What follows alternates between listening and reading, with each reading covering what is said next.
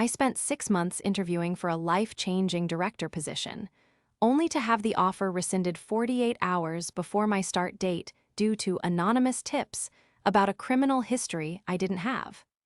When I discovered my sister, Claire, was behind the smear campaign to teach me humility, I decided to teach her a permanent lesson in consequences.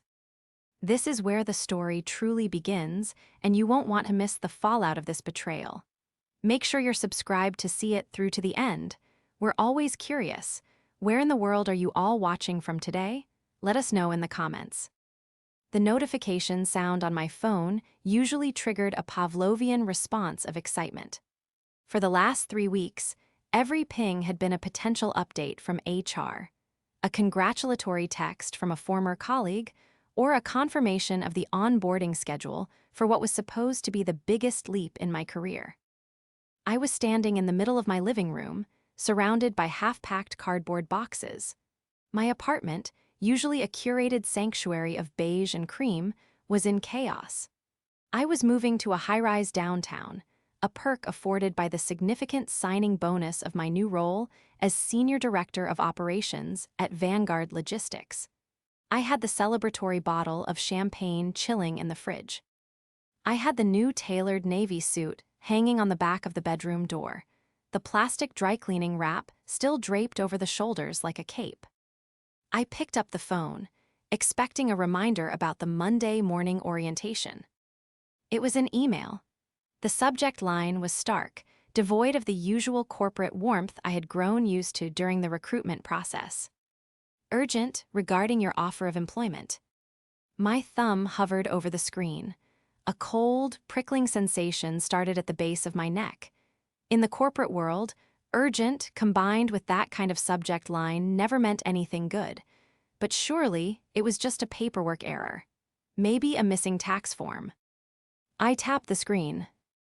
Dear Abigail, we regret to inform you that effective immediately, Vanguard Logistics is rescinding the offer of employment extended to you on the 14th of this month.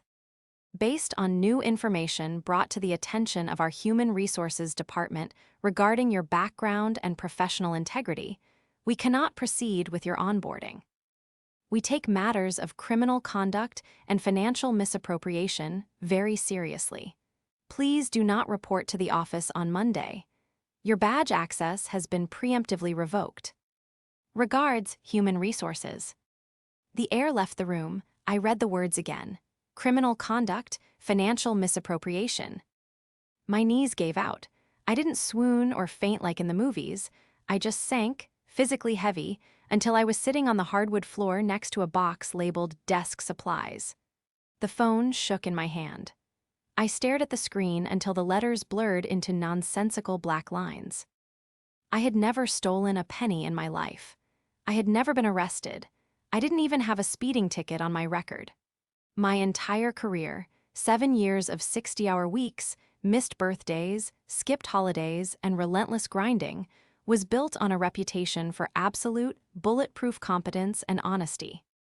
I dialed the hiring manager, David. He had taken me to lunch 3 days ago. We had laughed about his kids' soccer league. It went straight to voicemail. I dialed the HR representative, a woman who had excitedly walked me through the benefits package just yesterday. Straight to voicemail. I called the main line and asked to be transferred. The receptionist, sounding confused, put me on hold. 5 minutes of tinny elevator music played, a cheerful, upbeat tune that felt like a mockery of the catastrophe unfolding in my chest. Then the line clicked, "This is legal." A cold, unfamiliar voice. "Hello, this is Abigail. I just received an email that..." "Ms. Abigail," the voice cut me off, sharp and final. "We have been advised to cease all communication with you immediately. If you attempt to enter the premises, security will be notified. Any further inquiries should be directed to our legal department in writing." "But I haven't done anything," I screamed, my voice cracking, the desperation clawing its way out of my throat. "What information? Who said I did something? This is a mistake." "There is no mistake in our vetting of the credible evidence provided. Goodbye." The line went dead. I sat there in the silence of my half-packed apartment. The champagne was still chilling. The suit was still hanging. But my future, the one I had clawed my way toward inch by inch, had just been incinerated. The betrayal wasn't just that I had lost the job, it was the accusation. Someone hadn't just taken my opportunity, they had taken my name. And the worst part? The sting of it felt sharper, deeper, and more personal than a stranger's sabotage. It felt like a knife, twisting in a wound I didn't know I had. The next 40 HT hours were a blur of nausea and panic. I didn't sleep. I couldn't eat. I spent the time pacing my apartment, obsessively refreshing my email, hoping for a retraction, an apology something. I requested my own background check from 3 different services. All of them came back clean, pristine. I sat at my kitchen table, papers sprawled everywhere. If the background checks were clean, then the information Vanguard received wasn't from a database. It was external. It was a tip. Credible evidence provided, the lawyer had said. Who hated me enough to do this? My mind raced through old colleagues, ex-boyfriends, rivals from college, but none of them fit. I kept to myself. I was professional. I didn't make enemies, I just did the work. By Sunday afternoon, the silence in my apartment was deafening. I needed to hear a human voice. I needed my family. I called my mother, Margaret. "Mom," I choked out as soon as she answered. "I lost the job. They rescinded the offer." "Oh, Abigail," she sighed, but her tone wasn't shocked. It was resigned, almost tired. "Well, these things happen. You were probably pushing too hard, honey. You know how you get, obsessive." Obsessive? I gripped the phone tighter. "Mom, they accused me of criminal conduct. Someone lied to them. I need to figure out who." "Maybe it's a sign," she said, her voice drifting into that vague, spiritual tone she used whenever she didn't want to deal with a problem. "Maybe the universe is telling you to slow down, to be more humble, like your sister." My stomach turned. This isn't about humility. This is slander. I'm going to lose the apartment. I'm going to lose everything if I can't fix this reputation damage. "Don't be so dramatic," Margaret snapped, her patience evaporating. "You always make everything about money and status. Claire and Jaden are coming over for dinner tonight. Why don't you come? Stop obsessing over the job. It's gone. Focus on family." I hung up, feeling colder than before. Focus on family. I drove to my parents' house that evening, mostly because I couldn't stand the sight of the packing boxes anymore. My sister, Claire, was already there, sitting at the kitchen island with a glass of red wine. She looked, as always, effortlessly put together, a pastoral vision in a soft linen dress, her hair in perfect, loose waves. Jaden, her husband, was in the living room watching football. He gave me a nod but didn't get up. "I heard the news," Claire said as I walked in. She didn't stand up to hug me. She just took a sip of wine, her eyes scanning my face with an unreadable expression. "Rough break, Abby." "It's not a break, Claire. It's a crime. Someone sent fake evidence to HR." I poured myself a glass of water, my hands shaking. "Well," Claire said, tilting her head, "maybe they saw something they didn't like. You have been posting a lot about it on LinkedIn. A bit. Boastful, don't you think?" I stared at her. I was sharing my career milestone. That's what LinkedIn is for. "It comes off as arrogant," Claire said softly, smoothing the tablecloth. "Not everyone has your luck. It can make people resentful. Maybe someone just wanted to take you down a peg. Teach you that you aren't better than everyone else just because you have a fancy title." Something in her tone made the hair on my arms stand up. It was too specific. Take you down a peg. "I never said I was better," I whispered. "You don't have to say it, Abby. You live it. The car, the clothes, the high-rise." She smiled, but it didn't reach her eyes. "Maybe this is a blessing. Now you can learn what it's like for normal people. You know, struggle a little. It builds character." She turned back to her wine, dismissing me. I looked at her, really looked at her, and for the first time, I didn't just see my older sister. I saw the tightness in her jaw, the gleam of satisfaction she was trying to hide behind her wine glass. I excused myself to the bathroom. I splashed cold water on my face, looking at my pale reflection in the mirror. My mother thought it was the universe. Claire thought it was a lesson in humility. But as I dried my hands, I remembered something.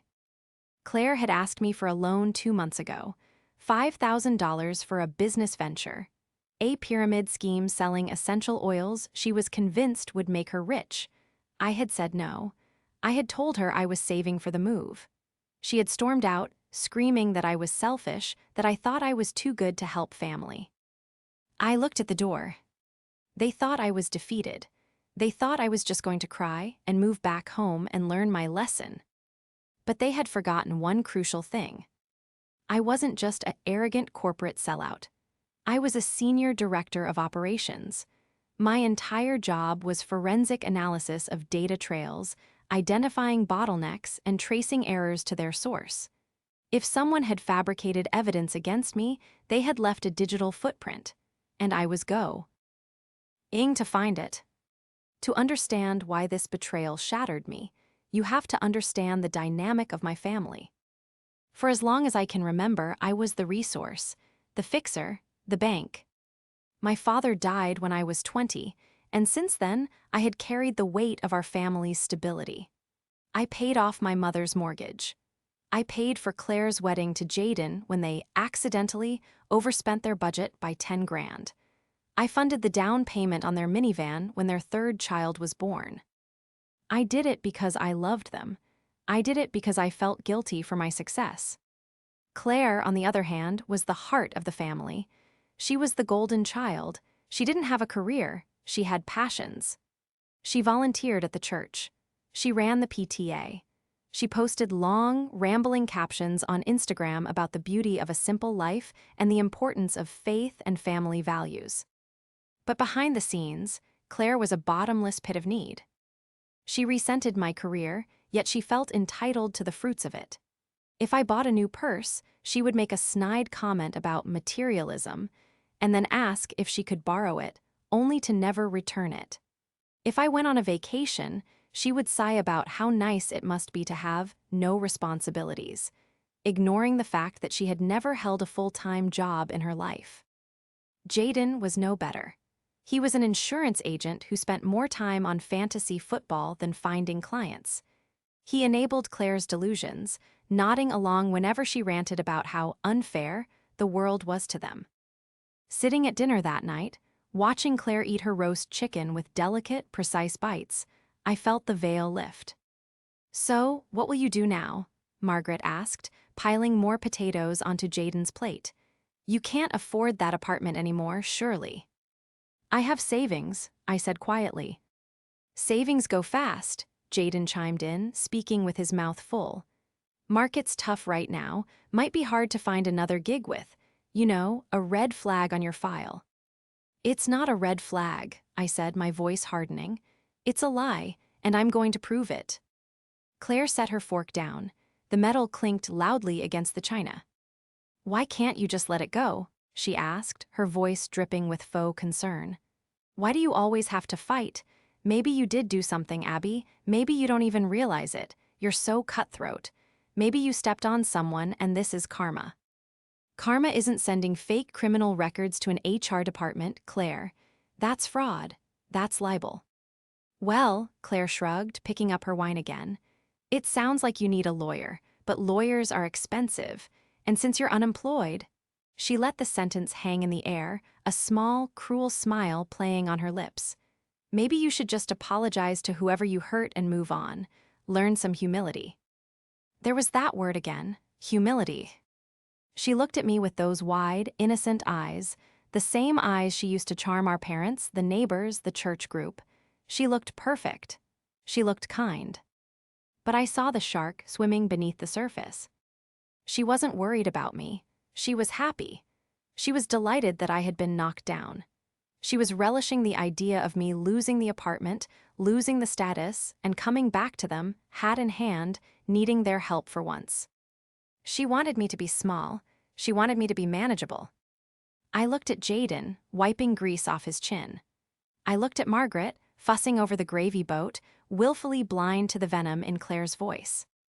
I stood up. I'm not hungry, I said. Sit down, Abigail, Margaret scolded. Don't be rude. I have to go, I said, grabbing my purse. I have a lot of work to do. Work, Claire laughed, a light tinkling sound. You don't have a job, remember. I have a project, I said, meeting her gaze dead on. And I always finish my projects. As I walked out the door, I heard Claire murmur to our mother, "See? So dramatic, she just can't handle failure." I got into my car, my hands gripping the steering wheel until my knuckles turned white. I didn't go home.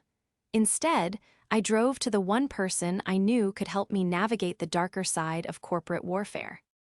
My ex-boyfriend, Mark. He was a cybersecurity consultant. We hadn't spoken in 2 years, not since I prioritized a merger over our anniversary, but he was the best in the business. I sat in the car outside his building, staring at my phone. I was about to call in a favor I didn't have, to solve a crime I couldn't prove, committed by a sister I thought I knew. Claire wanted me to learn humility. Fine. But she was about to learn that you don't poke a bear, especially not one that knows how to hunt. Mark looked different than I remembered. He had a beard now and he looked tired, but his eyes still held that sharp, analytical gleam. He met me at a 24-hour diner near his apartment. I had texted him a simple SOS, "I'm in trouble, professional hit, need eyes." He listened without interrue. Ting as I laid it out, the rescinded offer, the accusations of embezzlement and drug use, the timing. "And you think it's your sister?" he asked, swirling the black coffee in his mug. "She used the word humility 3 times in one conversation," I said, my voice low. "She knew details about the offer she shouldn't have known, like the exact timeline. I never told her when the background check cleared, only when I started. But the email from HR mentioned new information arriving just after the check." Mark nodded slowly. "If it was an external tip, it likely came via email. Anonymous, probably a burner account, Proton Mail or something similar." "Can you trace it?" "Not directly. HR won't give you the headers. That's confidential." He paused, looking at me. "But if she's as arrogant as you say, she probably didn't use a sophisticated setup. She probably used her home Wi-Fi." So, Mark leaned in, "we don't need to hack Vanguard. We need to see what digital trails she left. Does she share devices? Do you have access to any of her accounts?" I thought about it. She uses my Netflix and my Amazon Prime. Mark grinned. "That's a start, but we need more. We need her IP address history." And he hesitated. "If we're going to prove this legally, you need a confession or hard proof. Metadata isn't always enough for a lawsuit. You need to trap her." We spent the next 3 hours formulating a plan. It was risky. It required me to play the part Claire wanted me to play, the defeated, broken sister. I had to feed her ego until she got careless. Step 1 was the bait. I went home and drafted a fake email. I created a dummy account that looked like it belonged to a recruitment agency. The email stated that despite the issues, at Vanguard, a smaller, desperate firm was interested in interviewing me for a low-level, probationary role. I waited 2 days, letting the silence build. Then, I went back to my mother's house. I wore no makeup. I wore sweatpants. I looked exactly how they wanted to see me. "I found something," I told them over coffee, staring at the floor. "It's barely minimum wage data entry, but they said they might overlook the record if I accept a probationary period." Claire's eyes lit up. "Oh, Abby, that sounds appropriate. You have to start somewhere, right? Rebuild trust." "I just don't know if I can take it," I whimpered. "It's so humiliating." "Humility is good for the soul," Claire said, placing a hand on my arm. Her touch felt like ice. "You should take it. Show everyone you're not too proud to work." "I guess," I sighed. I sent them my updated references. The trap was set. The recruiter email address was monitored by Mark. If Claire sent a tip to that address, we would have her IP, her device ID, and the timestamp. We would have her red-handed. But I needed more than just an IP address. I needed to know how she got the specific HR contacts at Vanguard. That afternoon, while Claire was pontificating about my fresh start, I asked to use her laptop to check the bus schedule since I was selling my car. She handed it over without hesitation. Her arrogance was her blind spot. She thought I was too stupid, too broken to be a threat. I opened the browser. Incognito mode was closed, but she hadn't cleared her cache. I didn't search for Vanguard. I searched for LinkedIn. She was logged in, not as herself but under a fake profile, concerned corporate citizen. My heart hammered against my ribs. I clicked on Sent Messages. There it was, dozens of messages, not just to Vanguard. She had messaged recruiters at 3 other firms I had interviewed with. She had been poisoning the well for months. To Vanguard HR, I believe you should look into Abigail's time at previous company. There were rumors of missing petty cash that were swept under the rug. To Vanguard Legal, attached are photos of Abigail using illegal substances at a party. The photos were from a college Halloween party 10 years ago where I was holding a prop cigarette, context completely stripped. I took screenshots. I emailed them to myself. I deleted the sent items from her trash. I handed the laptop back. Thanks, Claire, I found a route. Good for you, she beamed. See, things are looking up already. I walked out of that house with my blood boiling so hot I thought I might spontaneously combust. She hadn't just sabotaged one job. She was systematically hunting down my entire career, actively patrolling LinkedIn to find anyone I connected with. She wasn't teaching me a lesson. She was trying to destroy my life. The bait worked faster than we expected. 12 hours later, Mark called me. Got her. An email came into the dummy recruitment account. Subject, candidate warning. Sent from an IP address in the suburbs. Same device ID as the one that logs into your Netflix. We had her.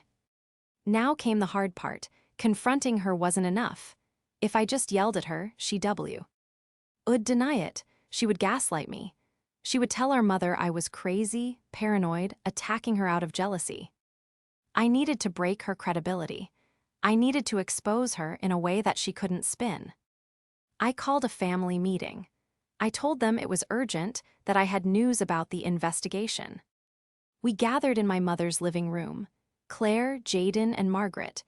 I stood by the fireplace, my hands clasped behind my back. Did you get the data entry job? Claire asked, popping a grape into her mouth. No, I said calmly. The recruiter received an anonymous email claiming I was a theft risk. They rescinded the interview. Oh my God, Margaret gasped. Who is doing this to you? That's just terrible, Claire shook her head, though I saw the twitch of a smile at the corner of her mouth. Maybe you have a stalker, Abby. You attract so much negative attention with your lifestyle. I thought so too, I said, so I hired a forensic cybersecurity analyst. The room went dead silent. Claire stopped chewing. What? Jaden asked. A digital investigator. It was expensive, but worth it. We traced the emails. I pulled a folder out of my bag. I didn't open it yet. I just held it. Traced them? Claire's voice was suddenly higher, tighter. I thought those things were anonymous. Nothing is anonymous, Claire, I said, locking eyes with her. Every email has a header. Every device has a fingerprint. We traced the IP address. It came from a residential connection. Specifically from a house on Elm Street. Claire's address. That's impossible, Claire stammered. Technology makes mistakes. We also matched the device ID, I continued, stepping closer. The emails to Vanguard, the emails to the recruiters, and the email to the fake job I told you about yesterday. They all came from the same MacBook, your MacBook. Margaret looked from me to Claire, confused. Claire, what is she talking about? She's lying. Claire shot up from the sofa, her face flushing a deep, angry red. She's making this up. She's jealous of my life, Mom. She's always been jealous that I have a family and she has nothing but a lonely apartment. I have the logs, Claire, I said, slamming the folder onto the coffee table. I have the screenshots from your LinkedIn account. Concerned corporate citizen? Really? You hacked me, Claire shrieked. You invaded my privacy. Mom, she hacked my computer. You sent emails claiming I was a drug addict and a thief. I shouted back, my voice finally breaking the calm facade. You cost me a $200,000 job. You destroyed my reputation. I did it for you, Claire screamed, the mask finally slipping completely. Her face was twisted, ugly with years of repressed envy. You were getting out of control. You think you're better than us? Throwing your money around, buying mom things I can't afford, acting like you're the savior of this family. You needed to be humbled. You needed to see that you're nothing without that money.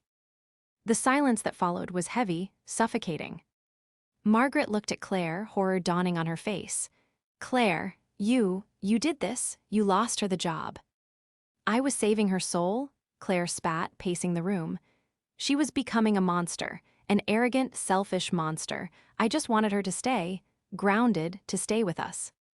By ruining me? I asked, my voice trembling with rage. You didn't want me grounded. You wanted me on my knees. And look at you, Claire gestured wildly. You're fine, you have savings, you'll find something else. But maybe now you'll appreciate family more. Maybe now you'll stop rubbing our noses in your success. Jaden stood up, looking pale. Claire, did you really send those emails? That's illegal, honey. Oh, shut up, Jaden, Claire snapped at him. Whose side are you on? She's fine, she's resilient, right? That's what everyone always says. Abigail is so strong. Well, let's see how strong she is now. She turned to me, her eyes manic. Go ahead, show Mom your little papers. It doesn't change anything. I'm her daughter. She knows my heart. I was trying to help. It was delusional. It was narcissistic. It was terrifying. I'm not just showing Mom, I said coldly. I'm showing a lawyer. Claire laughed, a harsh, barking sound. You wouldn't dare. You wouldn't sue your own sister. Mom won't let you. It would tear the family apart. She looked at Margaret confidently. Tell her, Mom. Tell her to stop this nonsense. Margaret looked at the floor.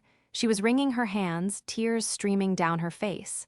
Abigail, surely we can handle this internally. We don't need lawyers.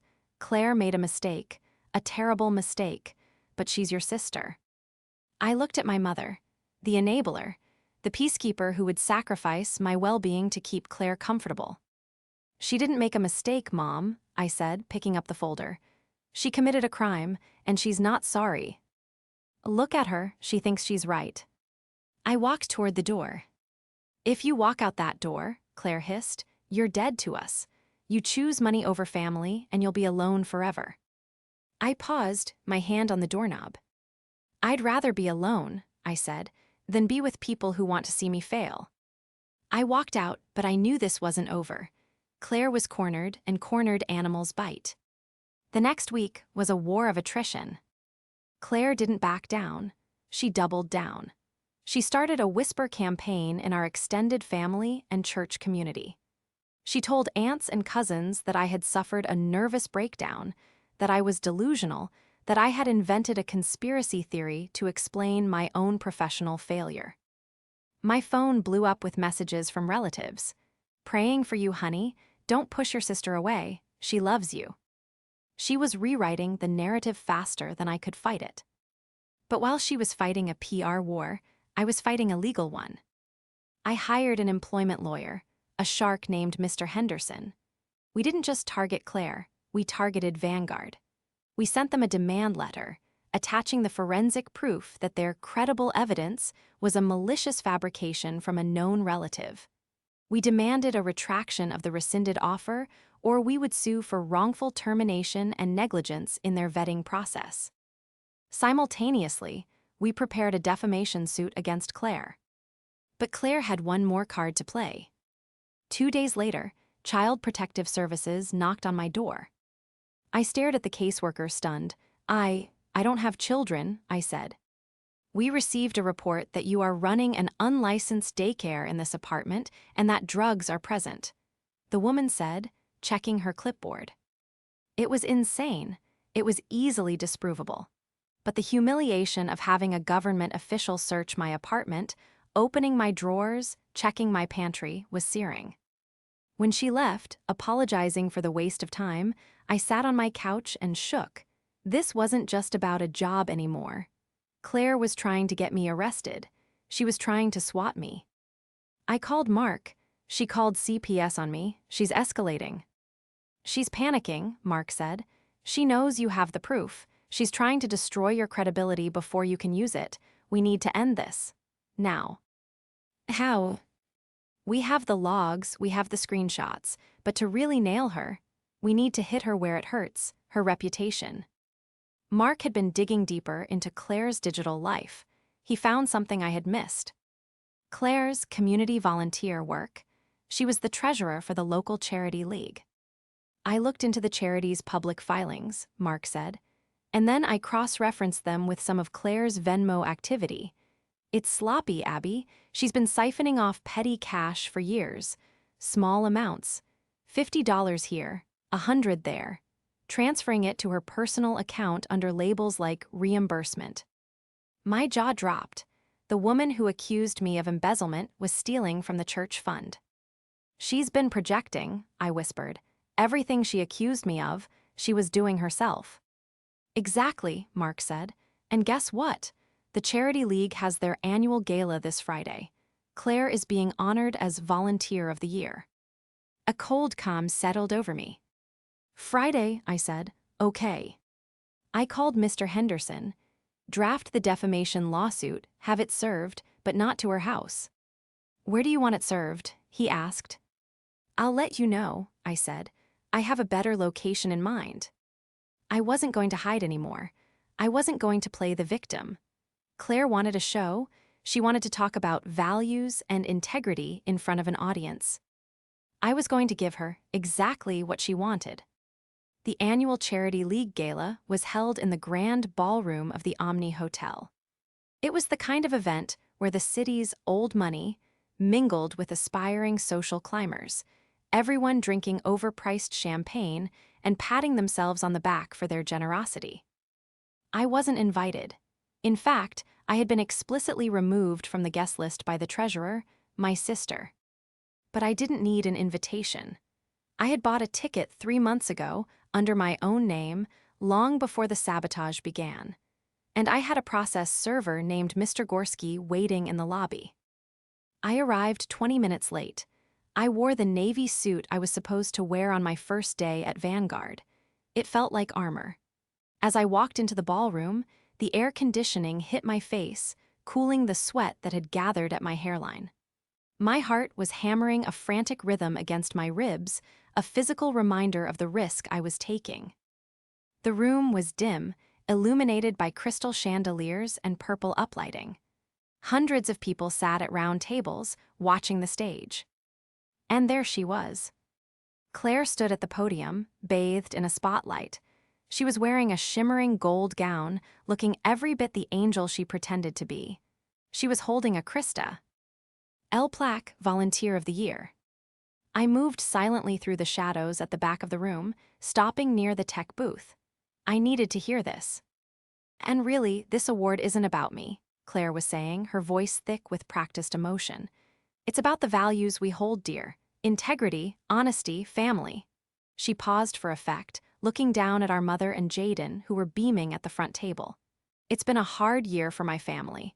As many of you know, my younger sister has been struggling with significant personal demons.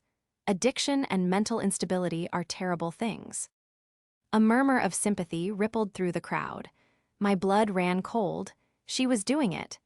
She was using the destruction of my reputation as a prop for her acceptance speech. It has taught me, Claire continued, wiping a fake tear, that no matter how successful someone seems on the outside, if they lack humility and moral character, they have nothing. I pray for her every day. I pray she finds her way back to the light. The applause started, polite, pitying applause. I stepped out of the shadows. I walked down the center aisle. I didn't run. I didn't scream. I walked with the steady, rhythmic click of my heels on the parquet floor. The applause faltered. Heads turned, people whispered, "Is that her, the troubled sister?" Claire saw me. Her smile froze. Her grip on the podium tightened until her knuckles were white. "Abigail," she said into the microphone, her voice echoing nervously. "Abigail, honey, this isn't the place. We can talk outside." I didn't stop until I was standing right in front of the stage, looking up at her. The room was deadly silent. "You're right, Claire," I said. My voice wasn't amplified, but in the silence it carried. "This is about integrity and honesty." "Security," Claire hissed, looking towards the wings. "Please, someone help her. She's having an episode." Two security guards started moving towards me from the side walls. I turned to the table directly in front of me, the board of directors table. I locked eyes with Mrs. Gable, the president of the league, a formidable woman in her 70s with a zero-tolerance policy for nonsense. "Mrs. Gable," I said, pulling a thick envelope from my bag. "Before you remove me, you might want to see where the petty cash fund has been going for the last 3 years." Claire shrieked. It wasn't a word, it was a primal sound of panic. "Don't listen to her. She's crazy. She's high right now." Mrs. Gable frowned, her hand extending automatically to take the envelope. "That envelope," I said, raising my voice so the surrounding tables could hear, "contains forensic bank records linking the charity league's accounts directly to my sister's personal Venmo and PayPal. She's been siphoning donations to pay for her car, her vacations, and her wine club membership. Total misappropriation exceeds $15,000. The gasp that went through the room sucked the oxygen out of the air. "Liar!" Claire screamed into the microphone, the feedback whining. "You jealous, pathetic liar." "I also have the logs," I continued, ignoring Claire and addressing the room, proving that she used the same computer to fabricate criminal records and send them to my employer, costing me my career. She calls it teaching me humility. The law calls it defamation and fraud. Jaden stood up, knocking his chair over. "Abby, stop. What are you doing?" "I'm finishing the project, Jaden," I said coldly. I nodded to the back of the room. The double doors swung open. Mr. Gorski, a large man in a cheap suit, walked down the aisle. He didn't look at the crowd. He looked at the woman in the gold dress who was now trembling visibly on stage. He walked up the stairs, crossed the stage, and extended a stack of papers to Claire. "Claire Miller," he boomed. She shrank back, her hands up as if to ward off a blow. "No, no, go away." "You are served," he said, dropping the papers at her feet when she refused to take them.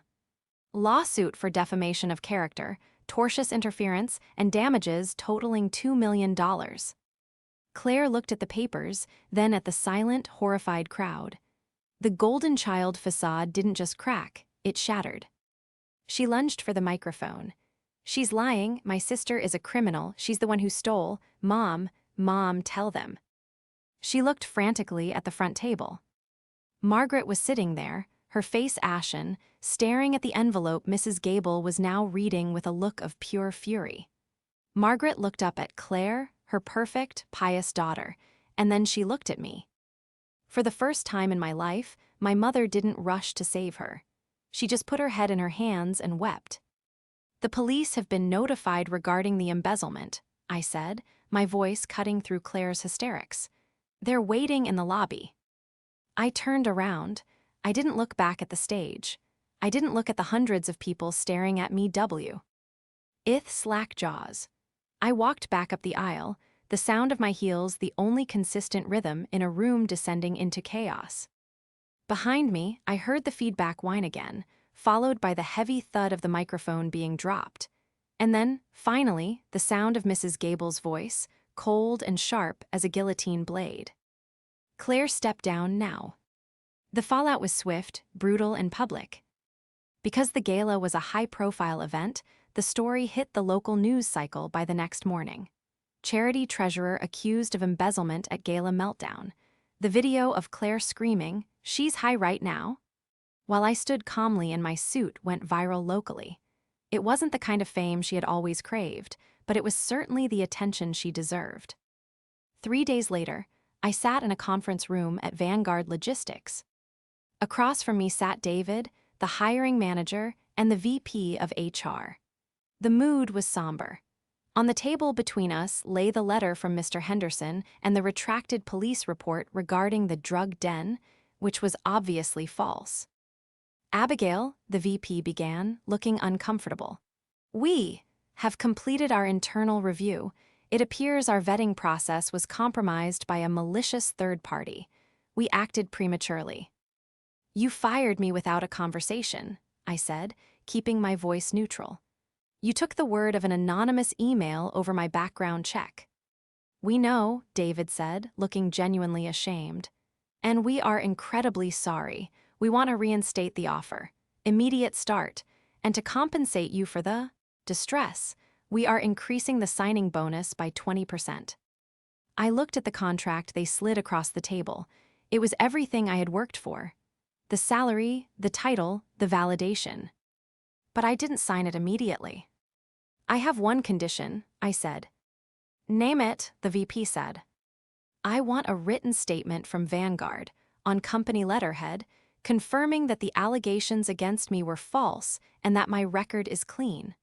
I need my reputation restored in writing. Done, the VP said. I signed the paper. When I walked out of that building, the air smelled sweeter.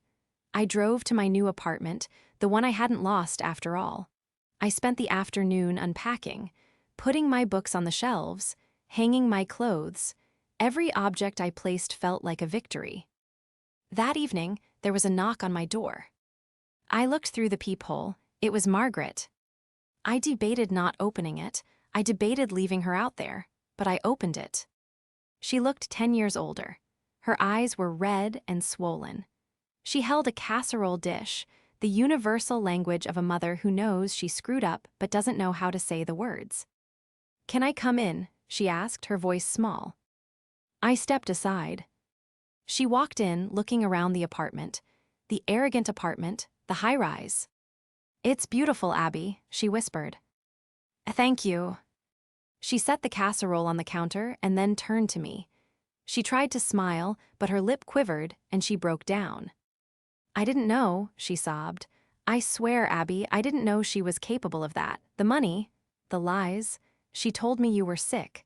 She told me she was trying to help you. But you believed her, I said, staying on the other side of the island. You always believe her. You assumed I was the broken one because I didn't fit your mold. I know, she wept. I was wrong. I enabled her. I see that now. Jaden left her. He took the kids to his parents' house. He said he couldn't have them around her. She's in a bad place, Abby. She's in jail, Mom, I corrected gently. She was denied bail because she's a flight risk. She has a hearing on Tuesday. I know, Margaret sniffled. She called me. She wants you to drop the lawsuit. She says if you drop it, the DA might go easier on the embezzlement charge. I looked at my mother. This was the test. And what did you tell her? I asked. Margaret took a deep breath. She wiped her eyes with a tissue she pulled from her sleeve. She looked at me, and for the first time, I saw a flicker of actual strength. I told her, Margaret said, her voice trembling but firm, that she needs to learn humility. I let out a breath I didn't know I was holding. I walked around the island and hugged my mother. She clung to me, desperate and sorry, and we stood there in the quiet of my new kitchen. It wasn't a perfect ending. My sister was facing felony charges. My family was fractured. The golden child was tarnished beyond repair. But as I looked out the window at the city skyline, watching the lights flicker on one by one, I felt a profound sense of peace. Claire had wanted to teach me a lesson, and she had. She taught me that my success wasn't something to be ashamed of. She taught me that family isn't a free pass for abuse. And most of all, she taught me that the truth, no matter how much you try to bury it under lies and fake piety, always finds a way to the surface. I picked up M. Why phone? I had an orientation to prepare for.